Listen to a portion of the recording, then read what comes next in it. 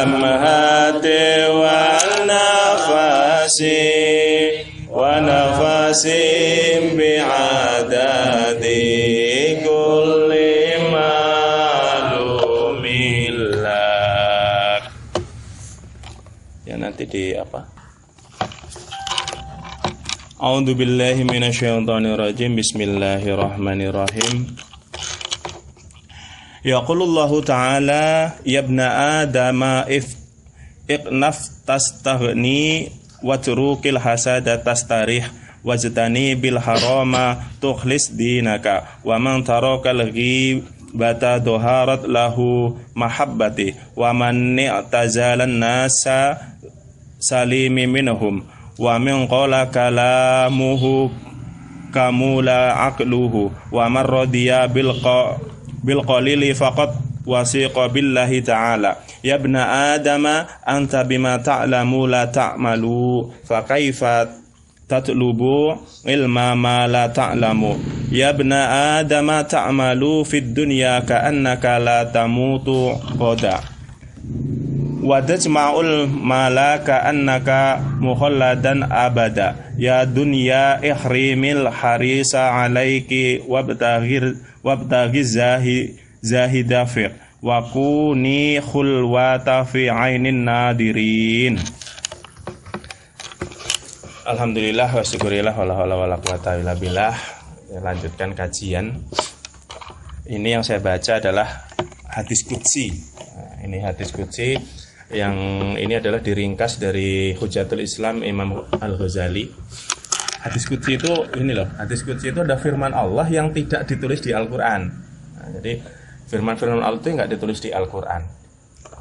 Yang disampaikan oleh Rasulullah, tapi bukan namanya disebut hadis qudsi. Hadis itu kan ada Rasulullah. Hadis qudsi adalah firman yang tidak dibukukan dalam Al-Qur'an. Tapi hadis qudsi sangat banyak. Ini salah satu yang menarik ya, salah satu menarik bagi saya yang saya baca tadi. Allah Subhanahu wa taala berfirman, "Wahai manusia, bersikaplah qanaah." Qanaah itu nerimo. Niscaya kau akan kaya. Tinggalkan sifat dengki, niscaya kau merasa tenang. Hindarilah yang haram, tentu kau telah memurnikan agamamu. Barang siapa meninggalkan ghibah, akan tampak kecitaanku kepadanya. Siapa yang beruzlah dari manusia, maka ia selamat dari mereka. Barang siapa sedikit bicaranya, sempurnalah akalnya. Barang siapa ridho dengan yang sedikit, berarti ia percaya kepada Allah Subhanahu wa taala. Duhai manusia, segala hal yang telah kau ketahui tidak kau amalkan, lantas bagaimana kau mencari ilmu tentang apa yang tak kau ketahui? Hai sekalian manusia, engkau bekerja untuk dunia seakan kau tak akan mati besok. Kau kumpulkan harta benda seakan-akan kau abadi selamanya. Wahai dunia, tutuplah orang yang rakus dari dirimu. Carilah orang yang zuhud terhadapmu, jadikanlah dirimu tampak manis bagi orang-orang yang memandangmu. Ini hadis qudsi ini maknanya luar biasa. Intinya di sini Allah berfirman, wahai manusia, itu ngomong ke kita diomongin. Bersikaplah qanaah. Qanaah itu apa? Bahasa Jawane nrimo ing pandum. Nerima pandum itu takdir. Nerimalah dengan takdir. Ini yang paling banyak kita sering ngomong nrimo ing pandum. Nrimo ing pandum itu ketika orang itu sudah berbicara, sudah berusaha sekuat tenaga, tapi apa yang diusahakan itu ya maksudnya nggak sesuai dengan ekspektasi, realitanya nggak sesuai. Gitu. Kerja keras pengen punya ini itu nggak kesampaian. Hanya ujung-ujungnya kita dikhawatirkan adalah kalau kita tidak nerima, tidak ada sikap qanaah, dikhawatirkan kita tuh nggak percaya ke Gusti Allah. Katanya kalau doa ke Gusti Allah usah begini dikabulkan, nyatanya udah berusaha keras, sudah ikhtiar, sudah tirakat, ini kok nggak dikabulkan. Itu bahasa kita gitu loh. Makanya kalau orang yang sifatnya qanaah, nrimo, pokoknya nrimo. Nrimo itu bukan berarti diem. Orang kadang keliru, saya pokoknya miskin, enggak kaya, miskin, pokoknya gini-gini aja, tapi enggak kerja gitu loh. Itu bukan qanaah namanya. Itu dasarnya malas. Qanaah itu adalah ketika orang sudah berusaha, hasilnya itu ya segitu, ya diterima. Jangan berarti hasilnya banyak, alhamdulillah. Hasilnya sedikit pun, alhamdulillah. Masih untung, masih selamat kan, masih hasil, tapi walaupun enggak cukup hasil. Maksudnya kita harus sering melatih diri untuk qanaah. Nah di sini kalau kita qanaah, niscaya kau akan kaya. Pasti orang qanaah itu pasti orang kaya. Nggak ada orang qanaah nggak kaya. Dalam artian bukan kaya berarti kaya duit gitu, maksudnya. Bukan berarti kayanya kaya duit. Nah, ini sifat qanaah ini kadang bukan berarti dalam hal rezeki ya, termasuk ilmu. Ini termasuk ilmu. Sudah lama nyantri, sudah lama pokoknya ngaji, tirakat, puasa ngono. Yang baru 6 bulan, 4 bulan membahas masalah ilmu kebatinan nyantol. Ini yang 2 tahun nggak nyantol belas. Ada apa kan kayak gitu kan? Kadang ada apa ini nyantri bareng yang sudah ada yang 3 bulan. 3 bulan dia sudah sedikit-sedikit memahami ilmu kebatinan, sudah mampu peka. Ada yang sudah 2 tahun belas orang ngerti. Weh isone opo? Enggak ngerti. Kenapa? Walaupun kita sudah tirakat, sudah bekerja keras untuk belajar keilmuan itu, mencari ilmu yang kita inginkan, ternyata hasilnya mungkin nggak sesuai dengan ekspektasi. Ya kita nerimo, karena apa? Bisa jadi sebetulnya ya, Allah itu ngasih ilmu ke kita kalau sesuai ekspektasi kita, sesuai harapan kita, belum tentu itu berkah. Bisa jadi kalau dikasih ilmu itu kita malah nanti tambah hancur. Seperti contoh sahabat Nabi siapa itu yang miskin terus jadinya kaya, akhirnya mati bukan mati dalam keimanan. Si bukan sahabat Nabi. Aduh, yang kambingnya banyak itu siapa namanya? Itu nggak qanaah gitu. Karena apa? Dianggap dia miskin, dia minta kaya, kalau kaya ibadahnya enak. Ternyata semakin kaya malah bukan enak. Jadi intinya ada orang-orang itu memang dikasih oleh Allah, dikasih bakat alam sehingga belajar kebatinan cepat nyantol, belajar spiritual gampang nyantol, ngapalin tirakat gampang. Ada yang memang dedel gitu loh, tuh lama nggak nyantol belajar, akhirnya putus asa dia. Tapi siapa tuh sebetulnya dengan dia tidak diberi ilmu, sebetulnya malah manfaat, nggak dikasih ilmu ketimbang dikasih ilmu. Kenyataannya banyak orang yang dikasih ilmu, belajar spiritual, supran dikasih ilmu, akhirnya lihat di tengah jalan seperti apa, ngawur nggak karu-karuan. Karena apa? Ambisi, dari awal itu sudah ambisi. Maka sebetulnya ilmu spiritual yang benar, supranatural yang benar itu biasanya bukan didasari karena ambisi pingin, tapi karena berkah. Berkah itu maksudnya gini, kamu nggak belajar, itu kamu nggak pengen kayak gitu, tapi kok ngerti gitu maksudnya. Tapi ngertinya bukan kayak gini loh, anak indigo pak itu berarti berkah, bukan itu maksudnya. Ilmu agama loh sama itu. Spiritual kan yang berkaitan dengan agama dan di dalamnya ada kebatinan. Itu nggak semuanya ilmu itu yang kita kejar itu harus dapat, itu enggak. Itu tadi nyari dunia, nyari rezeki pun kita harus qanaah, belajar ilmu juga ya harus qanaah, rimo dapatnya itu. Terus ada sabda Rasulullah tuh bersabda, salah satu yang melalaikan nih, ada 2 hal yang melalaikan manusia dari Allah. Yang pertama sehat, yang kedua itu senggang. Jadi 2. Yang melalaikan manusia itu sehat dan senggang. Melalaikan itu maksudnya apa? Banyak orang nggak ingat kepada Allah gara-gara sehat, gara-gara senggang. Bener kok. Wong ilmunya banyak, itu kadang lupa dengan Allah. Jangan dipikir orang yang pecian, yang tampilannya kayak Habib yang tampilannya seperti alim ulama, itu belum tentu dia itu tidak lalai, itu belum tentu. Ya namanya tadi kemarin kan sudah saya bahas di kajian. Namanya orang sekarang ini kan akhlak beauty kan maksudnya itu, karena di sosmed gitu loh. Sosmed tampilannya begitu. Tapi belum tentu. Kadang orang itu karena dikasih sehat lalai. Ibadahnya itu lalai, enggak khusyuk, enggak ini. Tapi kalau dikasih sakit, tak jamin khusyuk epol. Ya orang sakit, orang dikasih sakit, orang dikasih musibah, itu baru ingat. Ini sudah menjadi sifat manusia. Makanya benar kata Rasulullah, yang melalaikan kita itu ada 2 hal, sehat. Pokoknya sehat itu banyak melalaikan. Makanya kalau kita itu sehat, perbanyaklah kita itu bersyukur. Di samping kita menjalankan ibadah, yang keduanya adalah syukur. Syukur itu bukan cuma alhamdulillah ya Allah, matur nuwun, itu namanya syukur bilisan, hanya lisan. Tapi syukur itu adalah tetap menjalankan ibadah, terus kemudian adalah menjalankan sunnah-sunnah, itu bagian daripada syukur pada Allah. Yang kedua adalah karena nganggur itu mesti lalai kok. Senggang, benar loh, orang senggang itu banyak lalainya. Di rumah itu nggak ada kerjaan gitu ya, ada senggang ya, jalanan ya mesti HP, main ngegame, atau senggang gue mancing lah gitu, dolan mancing gitu. Ini bisa melalaikan hal kayak gini. Hobi itu bisa melalaikan, benar. Senggangnya orang itu biasanya digunakan untuk hobi. Akhirnya apa? Lalai dari ibadah. Tapi bisa jadi si senggangnya itu digunakan untuk hal-hal yang bagus. Misalkan mancing. Mancing itu tinggal mancingnya mau seperti apa. Mancing itu karena ingin hiburan, apa karena mancing ingin menghindari maksiat gitu loh.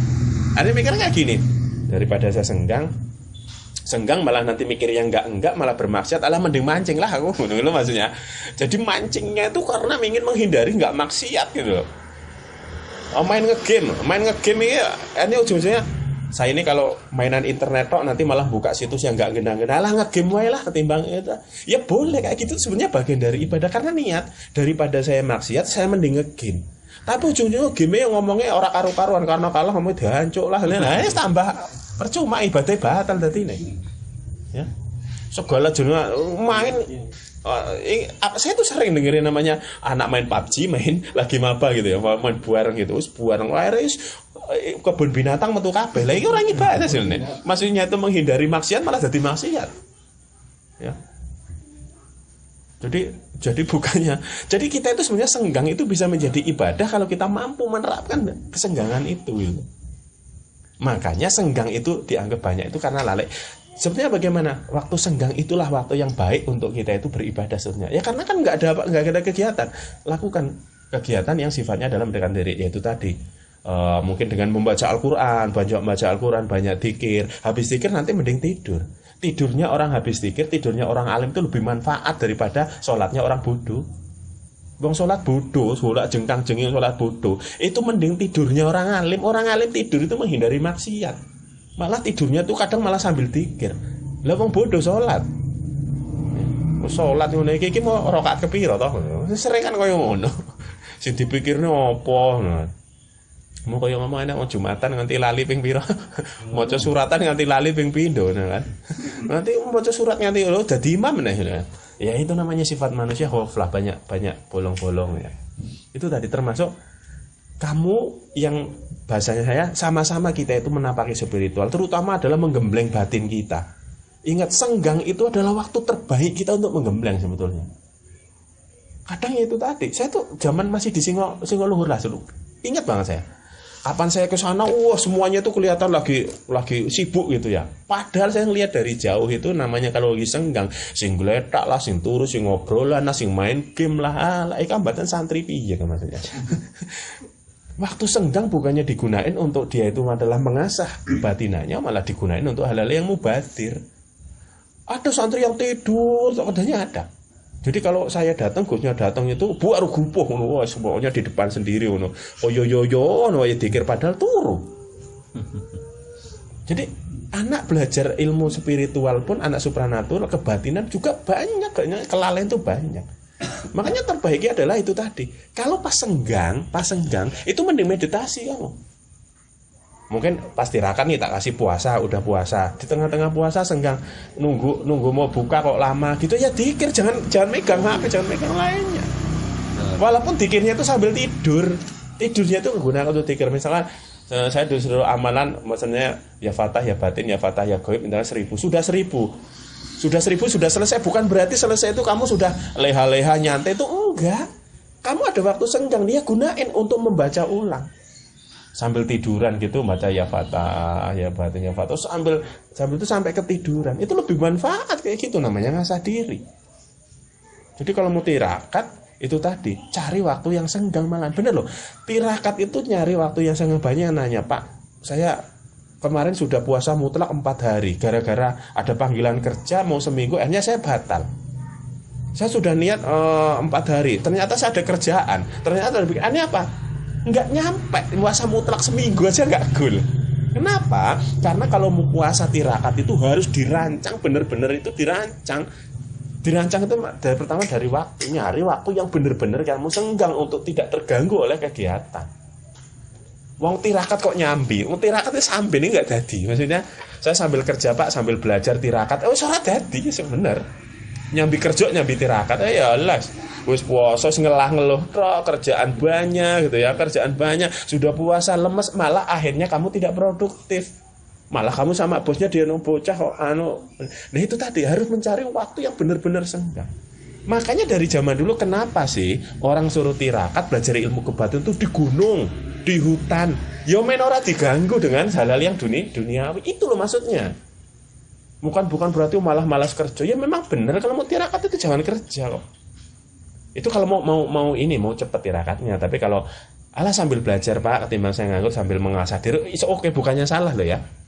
Bener monggo, sambil kerja, sambil tirakat, puasa. Tapi kalau itu tadi, hati-hati. Puasa itu nggak sembarangan loh. Puasanya Ramadan dengan puasanya orang tirakat itu beda banget hawanya. Hawanya loh beda banget. Puasanya orang Ramadan mungkin seminggu sebetulnya udah biasa. Puasanya orang tirakat semakin hari semakin panas badannya ya kan? Semakin panas puasanya orang tirakat itu loh. Semakin kesini tuh semakin panas karena itu tirakat luar biasa. Makanya kalau mau tirakat itu tadi cari benar-benar disusun maksudnya di schedule dia. Saya mencari waktu, misalkan saya libur nih dalam waktu 3 hari, maka 3 hari saya nggak mau kerja, saya mau ngapain, saya gunakan utuh. Intinya kerjaan yang sifatnya wajib tetap dikerjain, misalkan rumah gitu ya.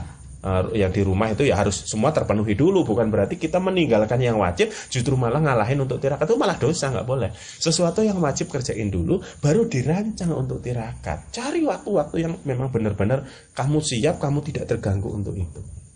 Banyak yang gagal gara-gara udah ambisi, udah semangat tirakat tapi masih itu hanya sebagai selingan. Ayo wes nggak dadi. Makanya itu kalau pengen tirakat ya kamu nyari tempat.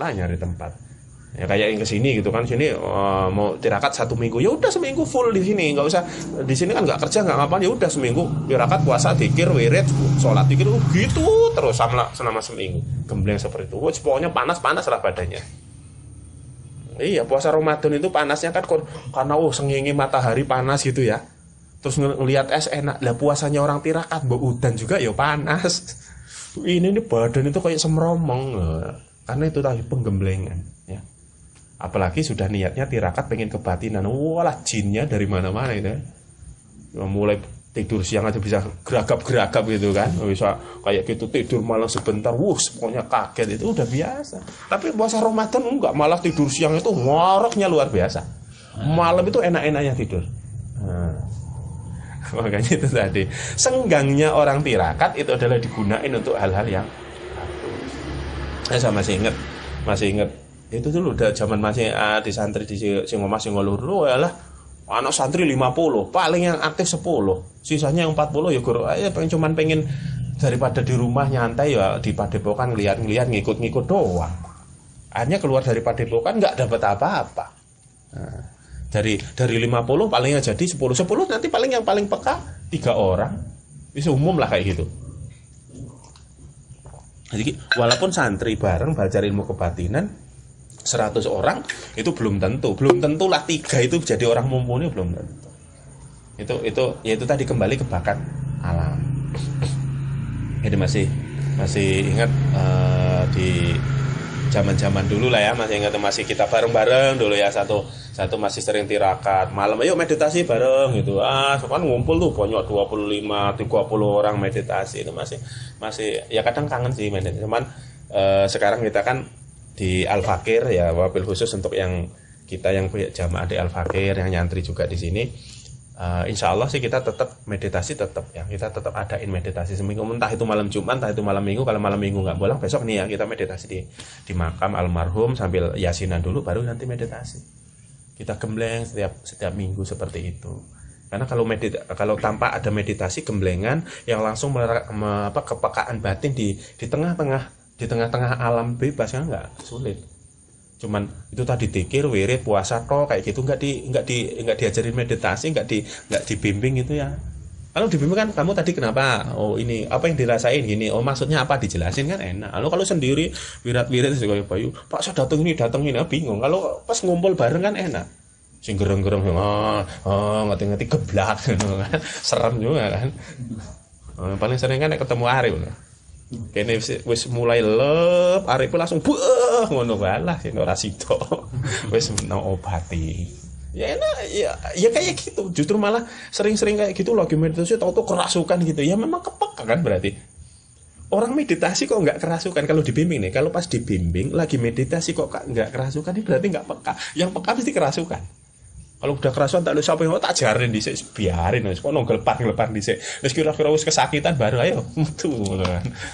Ya habis itu nanti cerita ngopo. Nah, dari situ. Ya, jadi kepekaan kebatinan ya diasah di meditasinya.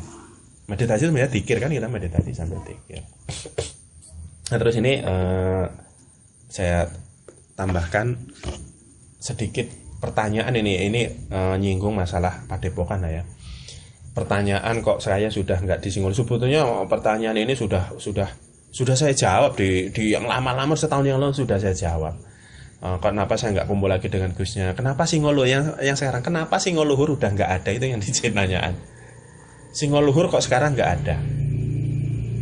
Ini saya mau jawab gimana? Intinya begini. Saya jelaskan sejarahnya dulu. Singoluhur itu ada, saya ingat banget Oktober 2017 itu bahasa saya lahirnya Singoluhur. Ketika Singomas bubar, ketika Singomas itu sudah tidak digunakan lagi, diambil oleh yang punya namanya, akhirnya lahirlah Singoluhur. Oktober saya ingat 2017. Nah pada waktu itu muncul Singoluhur. Terus kadang nanya, namanya kok Singoluhur itu apa toh? Sebetulnya Singoluhur itu maknanya sangat dalam. Kalau ditanya sopos yang berinisiatif dengan Singoluhur, ya saya yang memberikan nama Singoluhur itu saya. Saya pada malam hari itu ketika Singomas itu bahasanya itu bubar gitu, maksudnya Singomas diambil oleh yang punya, ditarik, tidak boleh digunakan lagi di tulang bawang, maka saya nyatakan dengan punya iya, kita iyain dan kita sudah tidak menggunakan nama itu. Malam itu juga lahir, padahal Singoluhur itu sudah ngenteni mau muncul sudah lama.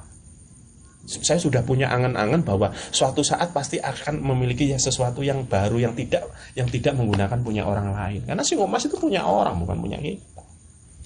Hanya Singoluhur itu sudah lama ingin muncul, maka hari itu ditarik, hari itu juga langsung ada namanya. Makanya sana kaget loh, langsung punya nama. Iya, kita sudah punya nama. Lalu Singoluhur itu apa? Singo itu sebetulnya bukan singa, itu bukan. Singa itu makna. Singoluhur itu sebuah makna yang sangat dalam sebetulnya, yang sudah saya kaji selama beberapa tahun. Singoluhur itu maksudnya adalah singopeni. Singo itu singopeni. Maksudnya singopeni apa? Yang merawat, bahasa Jawa. Singo itu singopeni, yang merawat. Luhur, keluhuran. Jadi Singoluhur itu adalah singopeni, keluhuran. Yaitu orang yang ada di situ adalah yang bersama-sama menjaga sebuah nilai-nilai keluhuran. Itu disebut dengan Singoluhur, singopeni, keluhuran.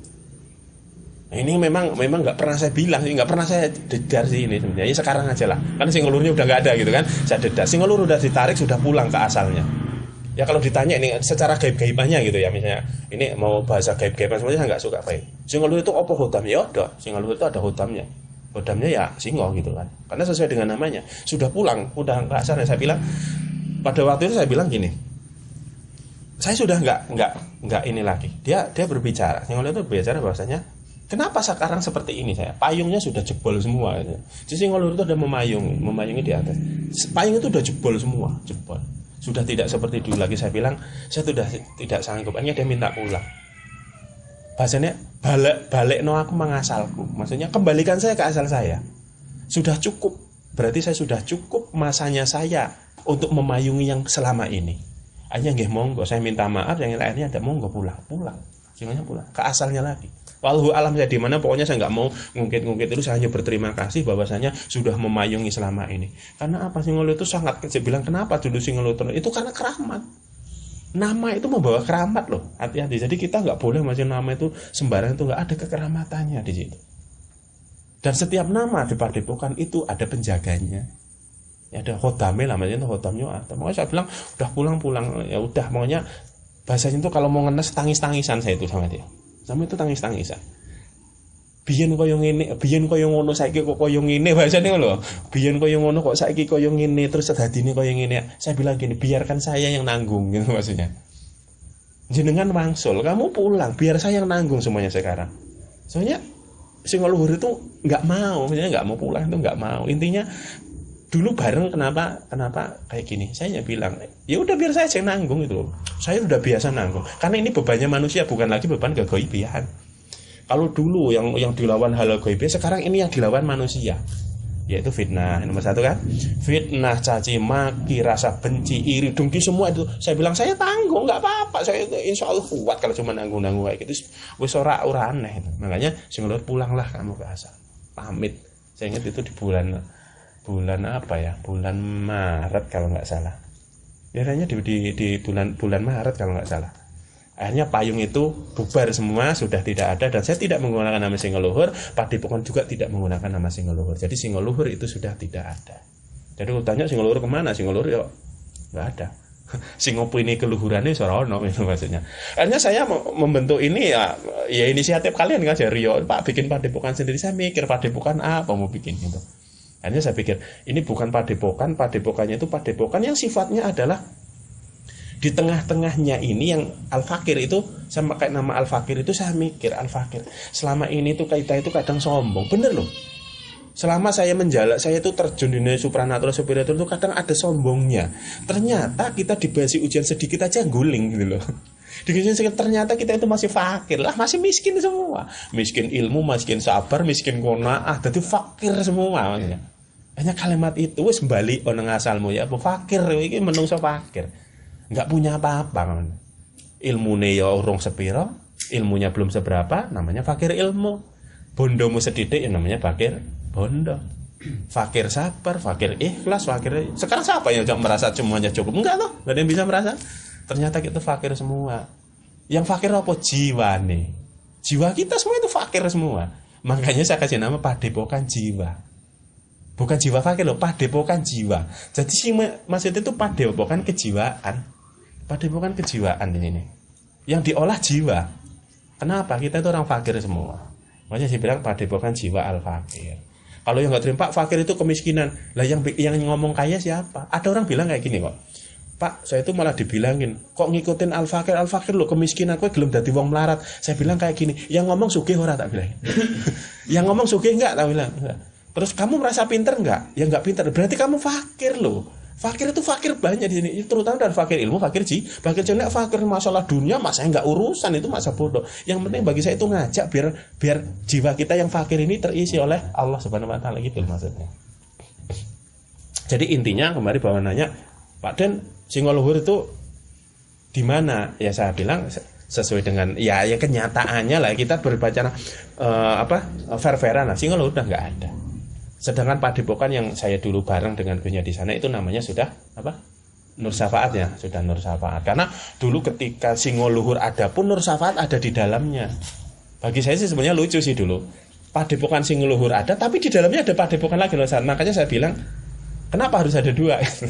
Tapi saya nggak bahas itulah, namanya itu haknya Gusnya kan, mau membuat Nur Syafaat itu tuh hak dia gitu loh. Mungkin karena merasa Singoluhur itu bukan dia membuat, karena itu adalah inisiatif saya yang mencari nama saya. Ya is okay, bagi saya itu nggak masalah. Untuk apa meributi kayak gitu ya. Jadi Singoluhur sekarang padepokan bukan namanya Singoluhur tapi pondok pesantren ya.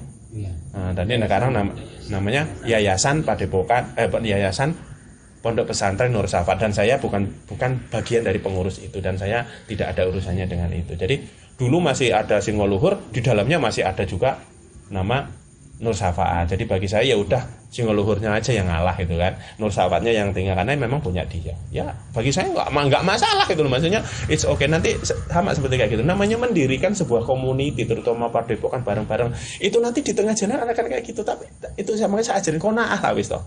Rimo, nggak usah aneh-aneh. Sesuatu ya gini ya, ini rahasia. Sesuatu yang keramat, sesuatu yang memiliki keramat itu kalau nggak dihargai, keramatnya itu membahayakan. Ya, sesuatu yang keramat kalau tidak dihargai, keramatnya membahayakan. Salah satunya adalah ini. Dikir manakib ya Syekh Abdul Qadir Jalil. Ini saya langsung didhawuhi sama Romo Yai. Dikir manakib itu adalah keramat. Siapa yang membencinya, siapa yang mengolok-oloknya, siapa yang memfitnahnya, itu akan balik ke dalam dirinya. Dan ini selama 11 tahun saya ngikuti Abah, terbukti semua apa yang dibuktikan. Banyak orang yang benci manakib, banyak orang yang jelek-jelekin manakib, difitnah. Saya dengan apa sudah difitnah dulu? Kata Abah, wis sabar ae om, biasa kayak ngono. Dan terbukti demi Allah, wallahi ini benar-benar terbukti. Semua yang bilang kayak gitu hancur sekarang. Ada yang rumah tangganya hancur, ada yang masuk penjara sekarang. Itu berapa orang yang masuk penjara? Ada yang miskin ya, maksudnya itu dulunya kaya dan hancur, usahanya hancur, dagangannya hancur. Pokoknya waduh banyak banget lah. Banyak banget itu gara-gara keramatnya ini diolok-olok padahal dulu ngikut keramat. Termasuk itu tadi. Singo luhur yang keramat diolok-olok, difitnah, singo luhur yang memiliki keluhuran itu kok dianggap sepele, ya itu tadi. Ya bandil ke orang yang berbicara. Ya itu tadi namanya membikin nama itu direadohi loh, ditirakati, nggak sembarangan kita memberikan nama. Dan sebetulnya hilangnya singo luhur hingga hilangnya singo mas, terus saya keluar dari padepokan itu semuanya itu sudah tertulis sih sebetulnya. Ini saya sedikit Ki Jangkung kalau masih ingat nggak Ki? 2016 Ki. Kalau Ki Jangkung masih ingat, mungkin ya sedikit masih ingat. Ingat 2016 saya, sampean, Irawan, Dali, Gusnya 5 apa 6 si Eko.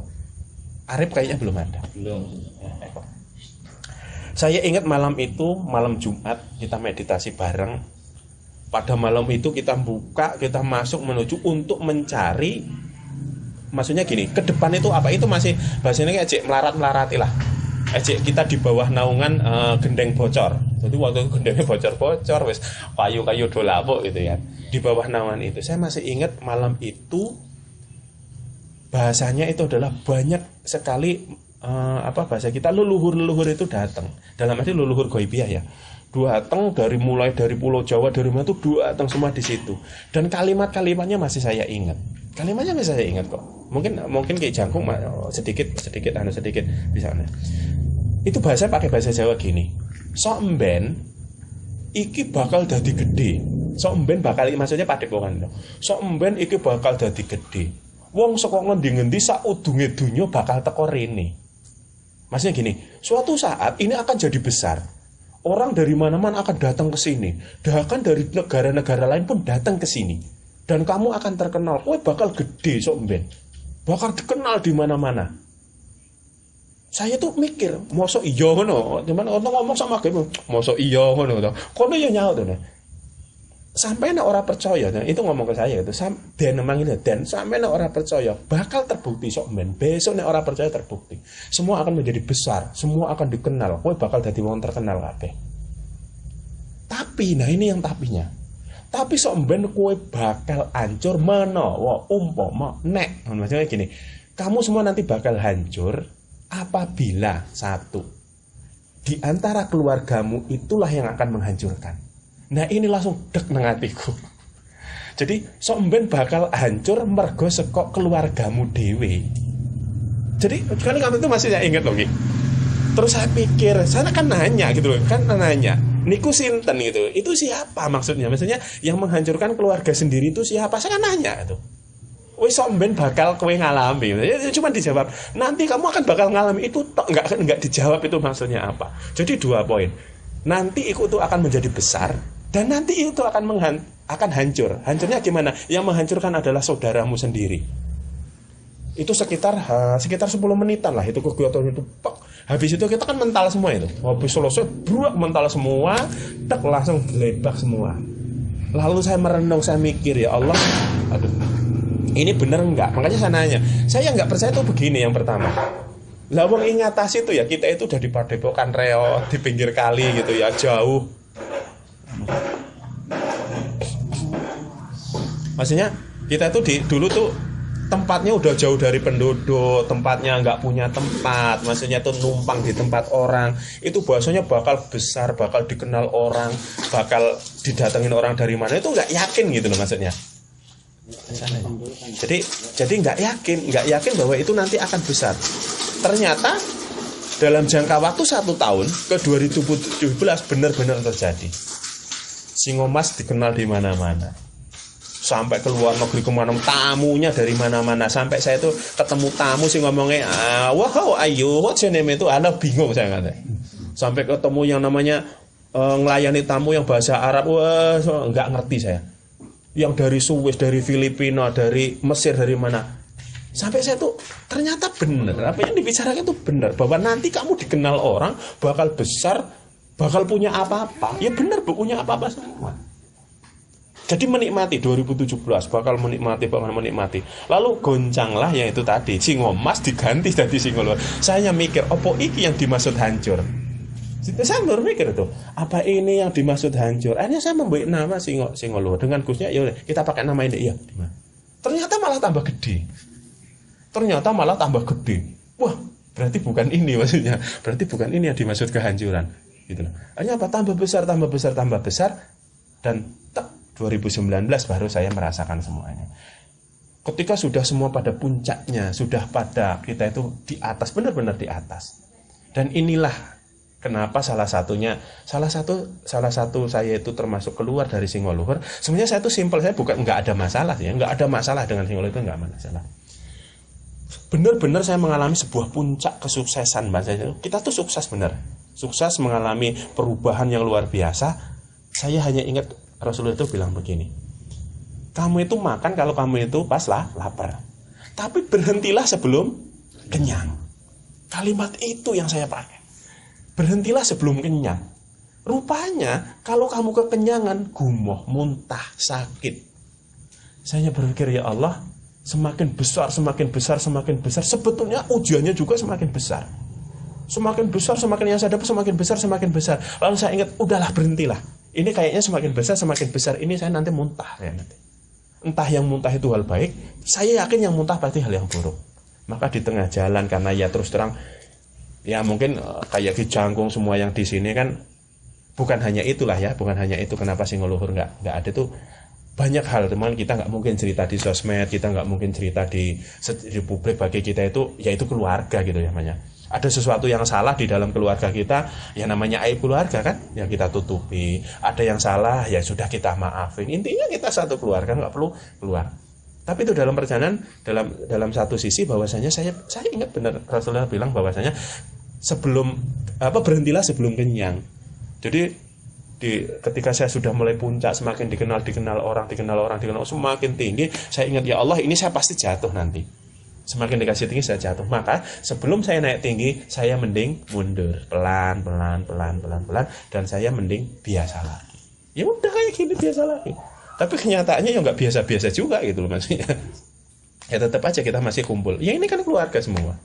Yang dulunya kita bareng masih kumpul di sini. Hanya banyak. Ada yang nanya, oh santri yang lama keluar pada kemana. Ya mending tanya santrinya, jangan tanya saya. Nanti fitnah kalau saya yang bilang. Ya. Jadi kalau kenapa Singoluhur nggak ada yang santri lama itu pada bubar semua, jangan nanya ke saya, nanya ke yang santrinya gitu. Itu lebih valid. Kalau nanya ke saya namanya pembelaan nanti. Nanya ke santri, mending udah apa kata santri, ya itu yang terjadi. Kalau nanya Ki Jangkung tuh, nanya Ki Jangkung, nanya Eko, nanya Arif, nama Yoga, nanya Rio, nanya Irawan, nanya Dali, nanya semua itu yang lama-lama. Silakan ditanya apa masalah. Jangan nanya ke saya mulu. Kalau nanya ke saya nanti dikira kan fitnah. Ya karena yang paham bener, kalau kita kan keluarga gitu maksudnya. Selama ini kan keluarga. Ada yang baik mesti kita tahu, ada yang buruk kita tahu. Ada enak kita ngerasa apa? Ada susah kita ngerasain bareng. Ada enak yo, ada ngerasane dhewe ngono. Ya gitu. Nah, iya. Kalau ada yang susah kita rasain bareng-bareng. Kalau ada yang enak, ya pokoknya karepmu dhewe. Tapi bukan itu maksudnya, bukan maksudnya bukan ada iri-iri, bukan. Intinya itu tadi bahwasanya ya kita sudah ada porsinya masing-masing. Jadi intinya Singoluhur kalau ditanya sekarang nggak ada, ya memang nggak ada. Singoluhur itu sudah nggak ada. Jadi saya juga nggak pakai nama Singoluhur, saya pakai nama Al Fakir. Gusnya juga di sana Padepokan namanya Yayasan Nur Syafaat ya. Nah, Yayasan Nur Syafaat. Jadi Singoluhur tutup. Kalau mau bahas masalah lebih detail gaibnya, waduh, pokoknya panjang banget lah bahas masalah secara intinya. Saya mendirikan itu bukan berarti saya itu secara pribadi ya, untuk kadang keliru. Pak Den itu apalagi masalah dengan Gusnya, enggak ada saya, enggak ada berantem. Saya itu orangnya enggak suka berantem, enggak suka. Saya itu memang salah satu hal itu tadi. Saya ingat dengan sabda Rasulullah bahwa berhentilah sebelum kamu kenyang. Saya ingat, saya lagi dikasih makan banyak lagi masakan enak, maka saya harus mundur. Yang kedua adalah wasiat dari almarhum Bapak. Bapak itu meninggal April 2019. Ya. Bulan April meninggal, sebelum meninggal itu Bapak itu pernah cerita gini. Saya punya anak ngerti ilmu agama semua, ngopo nggak bikin pondok sendiri gitu loh maksudnya. Ngapa nggak mendirikan sendiri gitu loh. Kenapa pencar-pencar loh? Adik saya pada ngerti agama, saya ngerti ilmu agama, ngapa nggak diri sendiri? Kata bapak tuh, tak warisin tanah. silakan didiriin. Kamu bertiga dirikin pondok, berempat lah, orang agama semua. Dari situ saya mikir, iya ya, selama ini saya itu terjun di dunia spiritual supranatural, sing terusi masalah demit, tok setan belis, tok pusaka, tok masalah koyo niku. Akhirnya apa, saya mikir agamanya di mana gitu loh. Terlalu sedikit halal agama yang masuk di situ. Klenik tok yang dibahas. Sono sini ngobati wong sing dibahas jin. Padahal iku sakite ya karena mergo dendam karo bojone dibahas jin. Iki sakit mergo ora duwe duit sing dibahas sing lanang jin. Bahas masalah orang duwe jodoh, angel jodoh, jomblo, ya akhirnya dibahas jin. Kok ke situ semua larinya ya Allah. Itu karena saya pikir kena hanya orang juga nih. Ada orang itu yang protes. Mas Om, sampeyanin lo kok. Lu bapak kiai malah sih dibahas kok yang ngono terus. Itu kadang saya mikir, iya ya, saya itu kok malah lebih ke arah goibiyah ke situ sih. Malah hal agamanya tuh nggak nyantol, termasuk Abaye juga ngomong, kowe iki lho malah dadine koyo ngono itu maksudnya. Wong ngikut manakib suruh dakwah, ngajak orang sholat. Tapi itu tadi, walaupun saya memberikan pemahaman tentang spiritual supranatural, halal goibiyah, tetap di dalamnya itu sebenarnya ada dakwahnya. Hanya kadang itu didakwah gitu orang nyantol, wong bener. Tetap gaib. Kapan dibahas ke sini Pak Den minta dikiranya. Pak Den dikiranya bisa untuk lihat gaib, enggak mau jarang iki opo sing dibahas. Dijak dikiran, dijak wiritan, malah ujung-ujungnya Pak Den ini bisa untuk narik barang halus, enggak iso narik barang tepung terigu iso barang halus. Oh. Lu dijak wirid dikir untuk ngolah batin malah dibahas manggah jin. Itu saya baru ingat ya Allah, ternyata kalau kita itu terjun di supranatural, halai semasalah ya setannya lebih banyak yang dibahas. Hanya itu tadi, termasuk saya keluar dari Singoluhur itu semuanya ada wasiat dari almarhum Bapak bahwasanya saya itu condongnya ke agama dong, jangan hal kayak gitu melulu gitu loh. Boleh itu hanya sekedar main-main, maksudnya itu main-main hal-hal yang berkaitan dengan sihir gitu ya, berkaitan dengan sihir, ilmu gaib, kebatinan itu jangan dijadiin pokoknya. Yang dijadiin pokok itu ilmu agama nih, Qur'an nih, hadisnya, ilmu fikih itu yang paling utama. Ilmu hakikatnya, ilmu ma'rifatnya malah dibahas jin tok. Raimu nganti koyo jin di mana? Kowe nang ndi raimu nganti koyo jin. Tapi yo bener spiritual supranatural sing koyo jin. Raine koyo jin memang sih. Tingkahnya kayak jin. Apa? Cewek sing delok ganteng. Ya kuwi sih delok jine balik. Jine berubah. Jadi jine berubah jadi koyo Pak Den ngono kan. Kadang ada orang bilang, Pak Den itu kelihatan berwibawa, iku jin tak ono nih. Masih jangan hulu, nanti jangan berlebihan lah. Kadang orang berbicara ke saya tuh kalau ngelihat Pak Den orangnya itu santai berwibawa, orangnya gini ganteng, aku tak bilang, kuwi jin sing mbok delok lah ngono. Biar itu dia enggak kebablasan dong maksudnya. Apa iya Pak Dan itu? Apa raiku ora kaya jin. Iya, sekarang ini lihatlah orang-orang yang berkutat di dunia masalah perjin ya, masalah jin. Ya coba lihatlah. Kalau benar-benar dilihat orang yang ngerti aura masalah itu bisa ngelihat beneran kok. Sebetulnya itu diliputi oleh hal-hal yang berkaitan dengan masalah klinik. Saya itu takut ngajarin orang-orang itu, yaitu tadi sering ngajari, memberikan tontonan-tontonan masalah kegoibiahan, masalah jinan, orang malah tertarik ingin belajar itu, nggak pengen belajar agama malahan. Itu jadi beban moral lah maksudnya itu. Sudah bapak udah wasiatin kayak gitu, terus bapak meninggal, akhirnya saya mikir lagi, ini kalau wasiat orang tua nggak dijalanin, ya sudah, akhirnya itu tadi, saya kalau masih di padepokan sampai hari ini kayak itu mungkin nggak bisa saya menjalankan wasiat. Itu namanya itu. Kalau jujur keluarga saya ini kan bapak itu kiai gitu loh, bapaknya kiai, masa anaknya itu nggak ada yang nurun gitu, kadang-kadang gitu. Kadang ya kalau anaknya dokter, bapaknya dokter, kadang mosok anakku sih jadi dokter kan kayak gitu. Anaknya tentara, polisi, mosok anaknya enggak, ya sama, kiai mesti mikirin ngono. Bapak kiai, mosok anak erani sih jadi kiai ngono. Aku kiai Pak, tapi ndablek Pak aku ngono. Pengen ndablek nek aku. Jadi itu intinya bahwasanya kalau bahas masalah Singoluhur ya. Jadi saya nggak di Singoluhur itu bukan berarti saya itu punya masalah, ada masalah yang ini enggak, itu kadang orang itu membuat fitnah ke saya. Ya saya nggak masalah sih. Saya dengan Gusnya juga perasaan saya juga nggak pernah ribut gitu, nggak pernah berantem juga ya nggak pernah sih.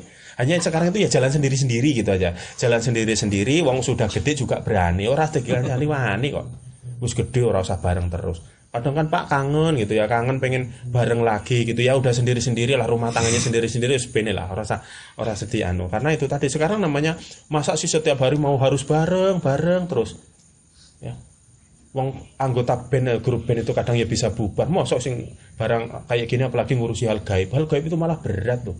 Ngurusi padepokan Supranto itu gaib, itu berat malah, godaannya sangat. Mending diriin sendiri, dikelola sendiri itu malah godaannya enggak. Godaannya berat ditanggung sendiri. Kalau bareng-bareng itu godaannya nanti bareng-bareng ribut malah ujung-ujungnya. Bener loh. Jadi kalau diriin sesuatu kok bareng-bareng mesti ribut di tengah-tengahnya, wis toh. Mending kalau punya apa-apa diriin sendiri. Ya itu belajar dulu tapi. Makanya kayak si Supreme diri sendiri saya support malahan. Yang penting jangan kerja sama spiritual lain. Nanti bubar. Pokoknya kalau diriin sendiri. Nyari murid-murid sendiri. Yang lainnya kayak Hendra mau monggo, aku mau diriin sendiri, nggak usah kerjasama dengan orang lain. Nanti di tengah jalan bebannya berat dan ujiannya berat, nanti kamu bisa ribut, salah paham. Kalau salah satunya ngalah nggak masalah. Kalau itu ngerebut benar semua. Orang belajar spiritual nih ya, spiritual godaan, bukan godaan, ujian terberat nih. Ujian terberat itu cuma satu kok, paling berat, yaitu saat merasa benar. Kutok. Ingat wong ilmu loh ya. Wong ilmu itu merasa benar mesti. Karena ilmunya. Jadi wong belajar spiritual yang paling berat ujiannya nanti adalah ketika dia merasa benar. Itu toh. Makanya kalau kamu sudah belajar spiritual ketemu orang kayak gitu, kamu jadilah orang yang merasa salah, tinggalin. Benar. Jadi kalau sudah berdua debat kok masalah benar, kamu ngalah walaupun kamu benar. Di tengah-tengah orang yang merasa dirinya benar, setan paling banyak mempengaruhi, walaupun dia benar. Jadi orang benar jadinya salah nanti. Contoh gini loh, ini nih, kamu usaha nih sama temenin bareng nih ya. Misalkan saya dengan Mas Temon, yuk joinan bareng kita ya. Awalnya itu bagus gitu ya. Yuk kita buka bisnis misalkan bisnis join jualan, misalkan bisnis buka toko gitu ya, toko bareng. Semakin lama kan besar nih tokonya. Karena dua-duanya ini merasa memiliki semua, hanya punya ego masing-masing. Karena sudah merasa ini punya tindakan masing-masing. Nanti saya mau menjual barang sekian, saya punya, jangan kayak gitu. Nanti pelanggan kita pergi, enggak, kita harus begini, ngikuti pola. Dan akhirnya nanti sebetulnya benar semua sih. Mas Temon ini mau menaikkan harga karena melihat situasi seperti ini kan. Saya bertahan karena tidak ingin pelanggannya hilang, tapi tetap untung. Hanya apa terjadi perdebatan sama-sama benar sebetulnya. Kalau nggak ada yang ngalah, pasti bubar nanti. Hanya apa? Hanya ya udah kamu sendiri saja. Hanya nanti bubar, hanya malah bikin usaha sendiri-sendiri. Yaitu tadi, ketika sesuatu itu kalau sudah merasa dirinya benar, ini yang jadi masalah.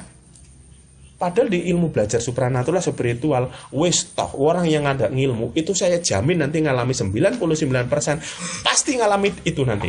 Aku bener. Itu yang saya mengkhawatirkan. Makanya di tengah jalan saya minggir, aku sing salah, mundur gitu loh. Ya wis aku sing salah, mundur. Aman kan?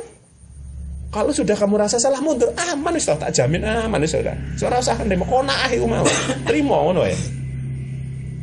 Karena itu tadi udah merasa benar itu sulit kalau sudah merasa kayak gitu.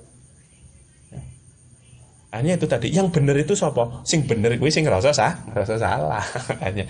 Jadi orang salah itu saat merasa dirinya benar. Wong sing benar kuwi sing ngerasa salah.